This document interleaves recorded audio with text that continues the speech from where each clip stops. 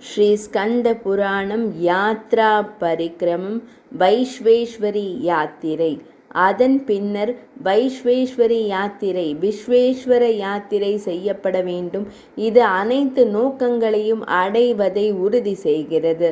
பின்னர் 14 அயதனங்களுக்கான யாத்திரை இருண்ட பாதியில் முதல் சந்திர நாளில் தொடங்கி 14ஆம் நாளுடன் நிறைவடையும் வகையில் முறையாக மேற்கொள்ளப்பட வேண்டும். அல்லது புனித தலத்தின் தேர்ச்சியை விரும்பும் மக்களால் ஒவ்வொரு 14ஆம் சந்திர நாளிலும் யாத்திரை மேற்கொள்ளப்படலாம். ஒரு யாத்ரீகர் வெவ்வேறு தீர்த்தங்களில் நீராடி வெவ்வேறு லிங்கங்களை வணங்கி பயணத்தின் போது அமைதியை கடைபிடித்தால் பலனை பெறுவார். மத்ஸ்யோதரியில் நீர் சடங்குகளை செய்த பிறகு அவர் தொடக்கத்தில் ஓங்காரத்தை பார்வையிடுகிறார்.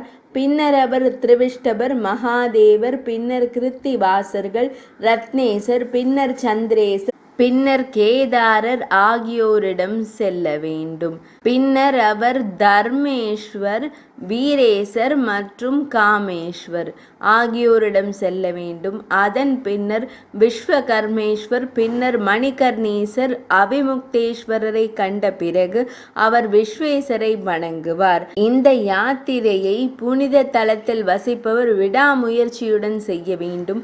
ஒருவர் புனித தலத்தில் தங்கி இந்த யாத்திரையை மேற்கொள்ளவில்லை என்றால் அவர் புனித தலத்திலிருந்து வெளியேற்றப்படுவதை குறிக்கும் தடைகளால் சூழப்படுவார். வைஸ்வேஸ்வரி யாத்திரை பகுதி நிறைவடைந்தது.